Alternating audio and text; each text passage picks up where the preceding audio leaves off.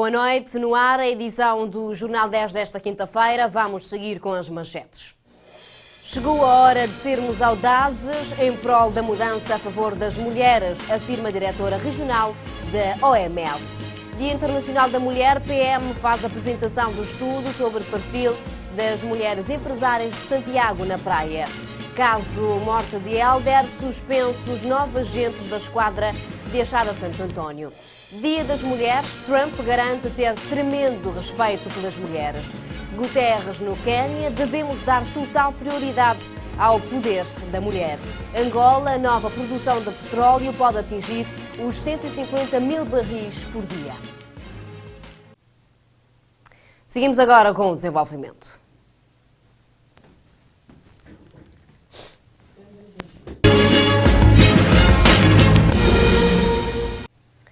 Renovamos os votos de uma boa noite. Seja bem-vindo a esta edição. No âmbito do Dia Internacional da Mulher, a diretora regional da OMS deixou uma mensagem de apelo no sentido de sermos audazes em prol da mudança para que cada pessoa desempenhe o seu papel e assim se obtenham melhores resultados a favor das mulheres.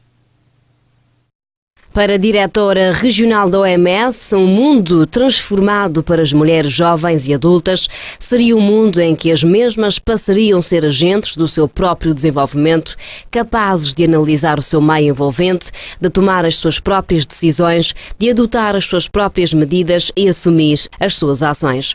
Já na região africana, lê-se na mensagem, seria um arrojado mundo novo. Atualmente, as mulheres jovens e adultas arcam com o fardo da saúde precária na região. Há a probabilidade de jovens que engravidam serem pobres, terem casado precocemente, serem analfabetas ou terem pouca educação. Sendo assim, sublinha que tem uma visão para uma África transformada em que se apoiam e capacitam as mulheres jovens e adultas em benefício da sociedade no seu conjunto.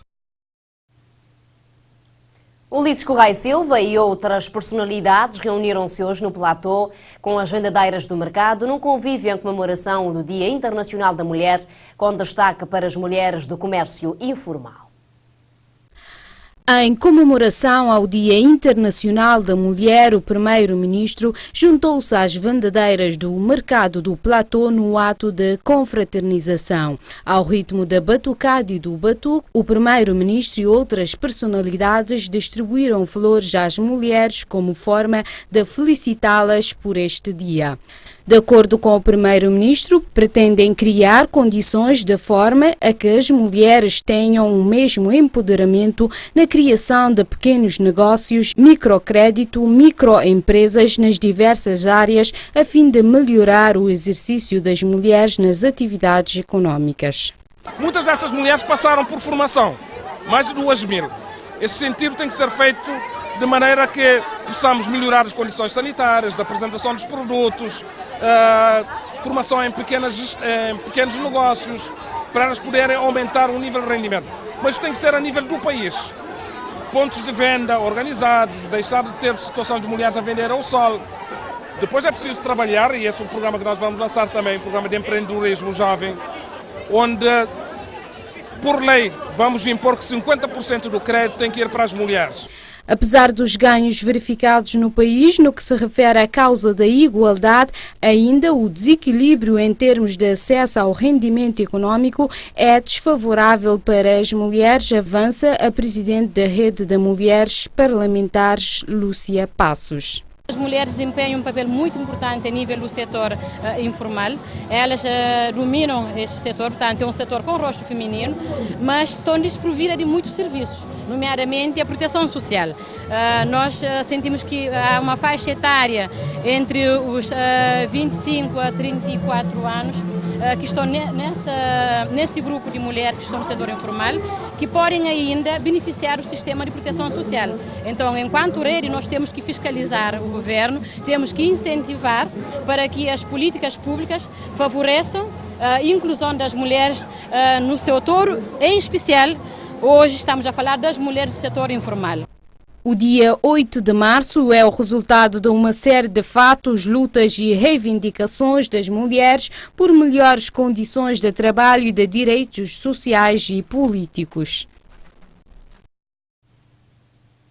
Uma agência do Novo Banco, situada na sede dos Correios de Cabo Verde, no Platô, foi assaltada esta tarde. Cerca de 4 indivíduos encapuzados entraram no edifício, renderam os trabalhadores e conseguiram abrir o cofre, de onde retiraram e levaram uma certa quantia em dinheiro. Ainda são poucas as informações, mas segundo conseguimos apurar, 2 indivíduos já foram capturados após o assalto à mão armada no Novo Banco. Os meliantes chegaram num automóvel marca Polo e entraram num banco onde fizeram render os trabalhadores e levaram dinheiro cuja quantidade vai ser apurada. Conforme testemunhas oculares, foram vistos pelos polícias responsáveis pela segurança do prédio do Supremo Tribunal da Justiça, com os quais houve troca de tiros. Por isso, abandonaram em frente ao banco uma bolsa com dinheiro que já tinham retirado do cofre da mesma instituição bancária, mas, segundo fontes, levaram algumas quantias na mesma. A Tiver continua a acompanhar o caso. Recorde-se que este é o segundo caso de assalto à mão armada perpetrado a um banco da cidade da Praia. Há dias, uma agência da BCN da Chá de Santo Antônio foi alvo de um ataque por esses criminosos, estando já 4 deles em prisão preventiva. O ministro da Administração Interna, Paulo Rocha, anunciou em comunicado de imprensa que todos os oficiais e agentes que estavam de serviço durante a noite de 26 para 27 de fevereiro vão ser suspensos e alvo de processo disciplinar por não terem prestado a devida assistência ao detido Hélder Delgado. Todos os oficiais e agentes que estavam de serviço na noite de 26 de fevereiro na esquadra da Chada de Santo Antônio, na cidade da Praia, foram suspensos. São um total de 9 agentes que estavam presentes no momento em que o jovem Hélder Fernandes foi detido e que acabou por falecer. O ministro da Administração Interna afirma que não foram respeitados os procedimentos para com os detidos. Paulo Rocha afirma ainda que o jovem não recebeu devida assistência por parte dos policiais porque estes vão ser alvos de um processo disciplinar. Num comunicado de imprensa, o ministro da Administração Interna realça que o Ministério que tutela vai avançar com o projeto para a concepção e criação de um centro único de detenção na Praia, de modo a poder desativar as várias celas existentes nas esquadras policiais e encaminhar para um único espaço todas as pessoas detidas. Uma medida que, além de conferir maior transparência na atuação policial, vai contribuir para maior controlo e rigor nos procedimentos, distanciando os agentes captores dos trâmites subsequentes à detenção e especializando a intervenção dos efetivos face às pessoas detidas. A morte do jovem na esquadra da Chada de Santo Antônio, entretanto, pode configurar crime de homicídio, diz o Ministério Público. Em comunicado publicado na sua página na internet, a Procuradoria-Geral da República anuncia que está a investigar o caso da morte do jovem detido no passado dia 26 pela Polícia Nacional. O grupo parlamentar do PAICV afirmou hoje, numa conferência de imprensa, que a sua bancada irá interpelar o governo sobre as suas políticas de transportes. Uma série de questões foram levantadas e Nuías Silva espera que o governo ou o partido que sustenta o governo venha a respondê-las. Nuías Silva começou a conferência a afirmar que num país com a descontinuidade territorial, como é o caso de Cabo Verde, a organização do sistema de transporte moderno, eficiente e eficaz desempenha um papel crucial na competitividade no processo de desenvolvimento, sendo um fator crítico à mobilidade de pessoas e bens na ligação com o exterior no esforço da coesão interna. Salienta ainda: a governação do PAICV, no âmbito da sua vasta agenda de transformação competitiva do país, levou a cabo, nos últimos 15 anos, o mais amplo e ambicioso programa de infraestruturação e modernização do país, tendo priorizado a construção de portos modernos em várias ilhas do país, a construção de aeroportos de nível internacional, passando o país de um aeroporto internacional em 2001 para 4 aeroportos internacionais em 2016, e a construção de mais de 600 quilómetros de estradas asfaltadas de última geração. Posto isto, o maior grupo da oposição questiona o governo e a bancada que o suporta com as seguintes questões. Nós queremos saber ao que veio neste setor dos transportes. Qual é a visão do MPD para o setor dos transportes?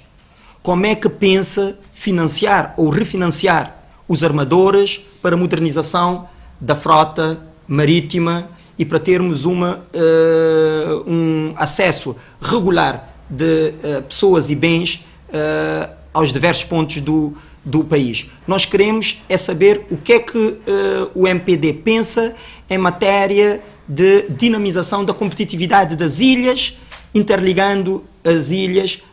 Questionado sobre a governação do PAICV e dos alegados problemas que o MPD afirma que o anterior governo deixou, este vai mais a fundo. Nós vamos interpelar o governo para perceber como é que ele pensa resolver os desafios que ainda persistem no setor dos transportes. Mas nota que o PAICV, ao contrário daquilo que é propalado pela oposição, o PAICV fez muito no setor de transportes interilhas. Em 2000, o PAICV encontraram um setor totalmente desacreditado e desrespeitado, quer pelos nossos parceiros internacionais, quer pelos nossos parceiros regionais. O grupo parlamentar do PAICV afirma que todas essas questões serão feitas no Parlamento, tendo já feita a inscrição para a sua audiência parlamentar. O MPD, partido que suporta o governo, considera que o transporte tem tido o papel de sufoco e constrangimentos, mas estes problemas têm de diminuir tanto a nível de regularidade como também nos custos dos mesmos. O transporte em Cabo Verde tende a melhorar. A garantia foi dada pelo secretário-geral do MPD, que afirma que o governo está num bom caminho e que paulatinamente o executivo irá resolver todos os problemas que o anterior governo deixou, como é o caso dos TACV. A TACV, como todos os cabo-verdianos sabem, foi um dos grandes entraves que o anterior governo deixou ao MPD. Nós, numa política muito clara de responsabilidade, definimos até este final deste mês de março, primeiro trimestre, como timing para resolver a questão da TACV. Estão a ser encetadas negociações por parte do governo para, digamos assim, a sustentabilidade da empresa. Quanto à privatização dos TACV, este responde que até o final deste semestre esta poderá ser feita. É de recordar que o Ministro da Economia e Emprego, José Gonçalves, já tinha afirmado que a privatização desta companhia aérea será ainda este ano. Em Santo Antão, o governo já anunciou a construção de um aeroporto, mas na Ilha da Brava, como afirma Monteiro, neste momento não é do meu conhecimento pessoal que haja novidades relativamente à Ilha da Brava, sendo certo que a Brava naturalmente será certamente servida, pelo menos com mais fluxo ao nível do transporte marítimo, mas pensamos que no futuro a solução também passaria por o transporte aéreo. De acordo com o MPD, a construção efetiva desses aeroportos começa na próxima legislatura. Realizou-se nesta terça-feira um ateliê sobre o plano de seguimento e avaliação do plano de atividades intersetorial. O ato teve lugar num dos hotéis da capital e foi promovido pela Comissão da Coordenação ao Álcool e Outras Drogas. O principal objetivo desse encontro, segundo a organização, é concertar e coordenar com os parceiros de implementação os mecanismos e processos mais eficazes de seguimento, bem como a avaliação dos objetivos estratégicos e resultados esperados para o presente ano em matéria de redução de procura do álcool e outras drogas e do tratamento das dependências. Para que os objetivos sejam alcançados, é necessário o engajamento de todos, sendo um dos indispensáveis o financeiro, conforme explica a representante da ONU-DC. Sabem que a problemática do alcoolismo e das toxicodependências em geral é multifacetado, requer várias parcerias, requer vários intervenientes e requer vários recursos. E planear de uma forma sustentável significa otimizar recursos humanos. Otimizar conhecimentos significa trabalhar com base em produção de conhecimento. Fazer este plano é mais do que uma missão, é um dever, conforme afirma Andrade. Confesso que no todo o processo, na minha experiência profissional aqui, tenho visto vários planos de seguimento e avaliação, mas confesso que vários planos têm sido um pouco elaborados a nível dos gabinetes, mais do que com os parceiros. E também os indicadores muitas vezes não são execuíveis, não são realistas. E então o objetivo hoje é poder convosco perceber que indicadores poderemos identificar dentro das estratégias que já existem sobre os problemas do álcool e outras drogas que poderão ser execuíveis. Isso para que esses indicadores possam aumentar os acessos ao tratamento das dependências, fortalecer as crianças para não usarem as drogas, pois esses indicadores, segundo Cristina Andrade, têm de servir a nível nacional. Por sua vez, Fernanda Marques afirma que pretendem, com a ajuda de todos, implementar esses planos e tomar algumas medidas de prevenção. Quando falo da prevenção, falo a vários níveis de prevenção, em vários contextos, portanto, no contexto comunitário, no meio escolar, portanto, em locais de lazer, com vários grupos-alvo. Estou a falar das crianças, estou a falar das grávidas, estou a falar, portanto, das mulheres também em geral, estou a falar das famílias. Portanto, é um plano muitíssimo amplo. O papel da escola no capítulo de prevenção, neste caso, é relevante. É muito relevante e precisamente estamos a reforçar o trabalho feito com as escolas, quer em termos de revisão curricular, quer em termos, portanto, de programas que possam apoiar no desenvolvimento de competências pessoais e sociais. E estou a falar do ensino básico, estou a falar do ensino secundário, mas estou também a falar do pré-escolar. Portanto, vamos trabalhar com o pré-escolar em termos da prevenção. É de realçar que este ateliê foi promovido pela Comissão de Coordenação ao Álcool e outras drogas em parceria com a ONU-DC. Os participantes da 4ª sessão da formação do Centro Regional de Leadership da Costa Ocidental Africana realizou hoje na cidade da Praia uma reunião com destaque para a proposta da criação da Associação Alumni CV no âmbito do programa do YALI Dakar. Depois de algumas formações em Dakar, os participantes da 4ª sessão da formação do Centro Regional de Leadership da Costa Ocidental Africana pretendem criar a Associação Alumni CV, avança um dos participantes. E aqui em Cabo Verde, esta organização, a associação, visa sobretudo juntar, portanto, os YALI Cabo Verde, não é? Sobretudo do Centro Regional do Dakar, para que junto possamos, portanto, desenvolver e dar forma aos nossos projetos, às nossas ideias e apresentar isso junto das instituições, portanto, cabo-verdianas. Afirma ainda que receberam 5 semanas de formação no Centro YALI Dakar e têm mais 7 semanas de formação aqui em Cabo Verde de mentores e do próprio staff de YALI. Assim, pretendem criar esta associação sem fins lucrativos como forma de colocar em prática aquilo que aprenderam durante essas formações. Em princípio será uma organização não governamental, sem fins lucrativos, não é? O objetivo é trazer isso para o contexto cabo-verdiano e tentar pôr em prática aquilo que nós já aprendemos no Centro Regional Leadership de Dakar. Como se pode ver, nós estivemos em 3 modalidades de formação que se faz no YALI Dakar: gestão pública, liderança cívica e a outra que é negócios e empreendedorismo. Portanto, somos das 3 áreas. Agora aqui em Cabo Verde nós vamos dar uma forma própria, não é, a essas áreas e tentar desenvolver programas e projetos também para auxiliar as ONGs. YALI é uma iniciativa do ex-presidente dos Estados Unidos da América, Barack Obama, para potenciais jovens líderes africanos. Vários jovens cabo-verdianos já participaram neste programa e encontram-se abertas as inscrições para a 6ª sessão do YALI Dakar. Cabalindade é o novo single do músico português cabo-verdiano Ricardo Cabral, de nome artístico Richas Cabral. Um caloroso e bamboleante tema mergulhado na melhor tradição dos sons típicos de Cabo Verde.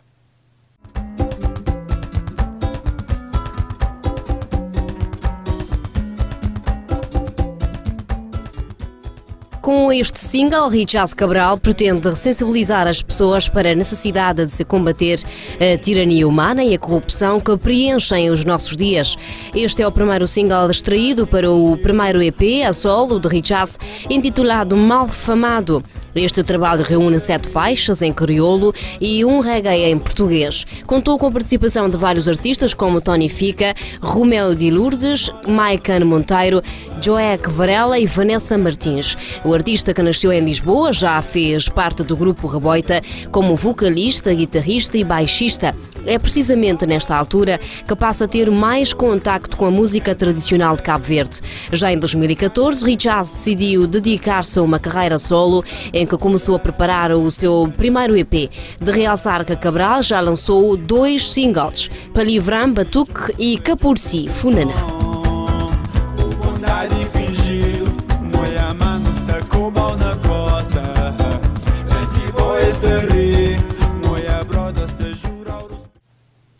Vamos às opiniões fortes desta quarta-feira.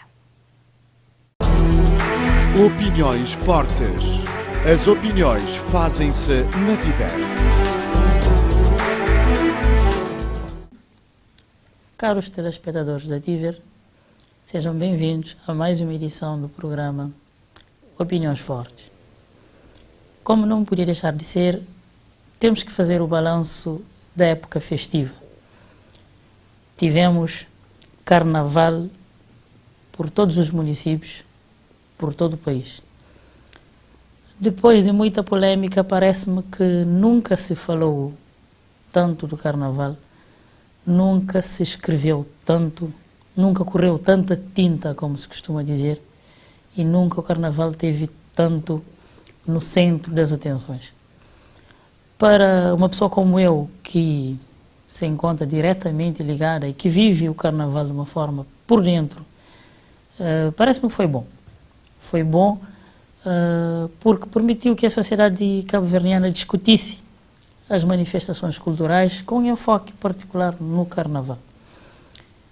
Houve uma ampla cobertura mediática, deu-se destaque a aspectos próprios do processo de bastidores e de confecção das várias componentes do carnaval que nunca antes tinham sido destacados.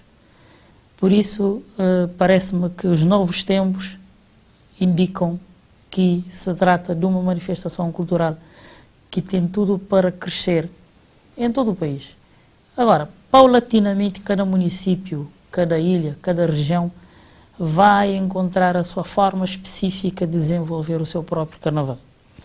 E contamos que o governo, as autarquias, através do que definirem em termos de prioridades e políticas públicas para o setor da cultura e dentro da cultura para o carnaval, será determinante para se aproveitar essa onda, essa dinâmica positiva que registramos nesta última quadra festiva.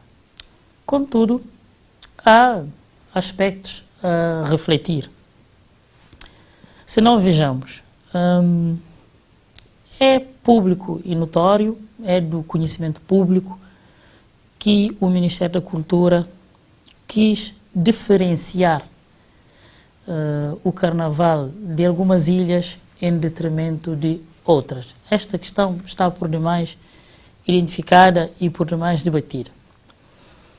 Porém, se nós observarmos com detalhe a forma como a televisão pública trabalhou e acompanhou a questão do carnaval nos últimos dias, nas últimas 2 semanas, mais propriamente antes do dia do carnaval, nós podemos legitimamente levantar a seguinte questão.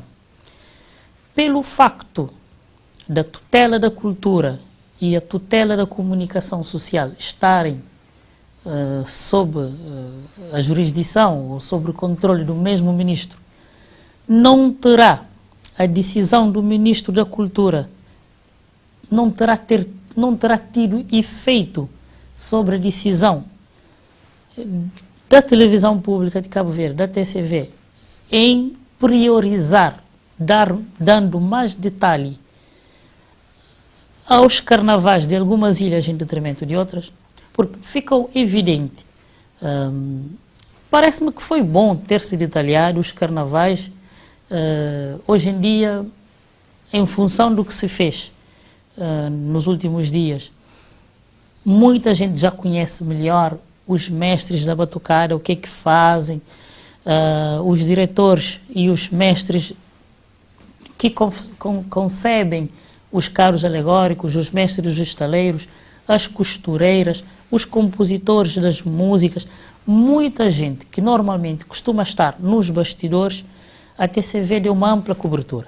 Só que a TCV deu uma cobertura maior das ilhas que o Ministério da Cultura definiu como ilhas prioritárias para o Carnaval. Portanto, há aqui claramente uma mistura entre as prioridades do Ministro e as prioridades jornalísticas da televisão pública de Cabo Verde. Quem acompanhou os desfiles e tem assistido, mesmo que seja um resumo mínimo no noticiário do Carnaval que se fez na Ilha do Fogo, na Ilha do Sal, destaco aqui pelo menos estas duas ilhas, há de concordar comigo que são ilhas em que o Carnaval tem crescido bastante. Tem havido um trabalho muito interessante. Posso destacar aqui, na Ilha do Sal, Gaviões tem feito um trabalho muito interessante. Na Ilha do Fogo, Faixa da Terra, vários outros grupos têm feito trabalhos interessantes. Eu não quero ser injusto com nenhum, mas destaco aqui esses dois. E parece-me que o telespectador, sobretudo o telespectador destas ilhas, ficaria muito satisfeito se tivesse dado também cobertura a todos os detalhes dos intervenientes que estão por trás do Carnaval que se faz nestas duas ilhas. Cito apenas esses exemplos. E estaríamos efetivamente a cumprir com aquilo que se pretende e se exige de serviço público. Agora, falando particularmente do Carnaval de São Vicente, conforme tem sido regra, o nível apresentado foi desequilibrado. Nós tivemos dois grupos muito bons e dois grupos que eu considero razoável a sofrível. Razoável a sofrível, tendo em conta os níveis de investimentos que foram feitos nesses quatro grupos. Parece-me que os dois últimos classificados ficaram muito aquém do que foi investido. Mas os dois primeiros superaram em grande medida em termos de qualidade e de detalhe na organização do enredo e na sua apresentação. Mas queria destacar aqui também as questões ligadas à segurança. Foi visível para quem acompanhou pela televisão, como eu, a apresentação direto, e aqui parabenizo a Tiver por ter feito uma cobertura interessante e notável do Carnaval em São Vicente, mas ficou-me evidente que a forma como as pessoas ocupam as varandas, os terraços das casas, sobretudo da Rua de Lisboa, põe em causa questões de segurança. É preciso criar as condições para que a vida das pessoas não esteja em risco num desfile de Carnaval. Há que repensar se a Rua de Lisboa tem as condições exigidas para o que se pretende do futuro em termos de Carnaval de São Vicente, ou se realmente se concluir que sim, é preciso garantir a segurança das pessoas. E esse aspecto ficou-me um pouco em dúvida neste último Carnaval. Relativamente à cidade da Praia, foi o que foi. Parece-me que os praienses, a Câmara Municipal, os cidadãos da Praia já tiraram as ilações necessárias sobre o que se passou.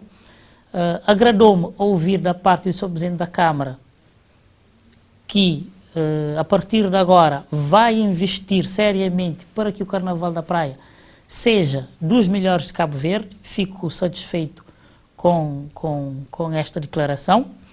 É uma declaração que vem em boa hora e que os grupos com certeza hão de ficar agradados em saber, mas também os munícipes com certeza quererão o melhor Carnaval possível, não em competição com ninguém, mas um Carnaval que dignifique a cidade da Praia.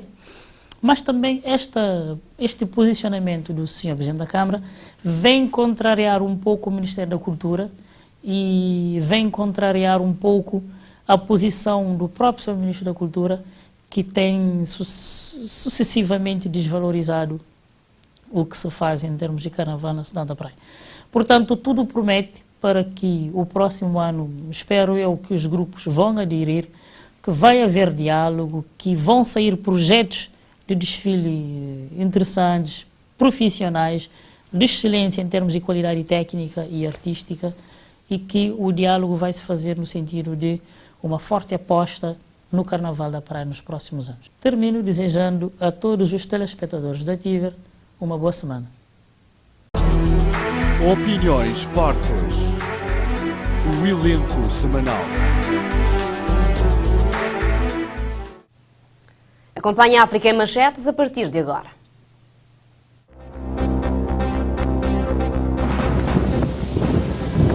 Madagascar, ciclone tropical Enau fustiga a ilha com ventos fortes e chuvas torrenciais e provoca 3 vítimas e desaloja ainda centenas de pessoas.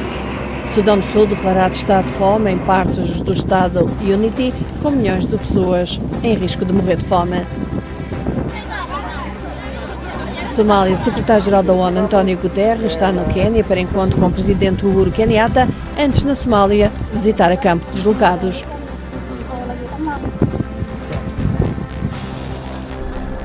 A Costa de Marfim vai entrar em funcionamento no final do mês. Gigantesca barragem hidroelétrica Subré, construída pela China para reduzir déficit energético marfinense.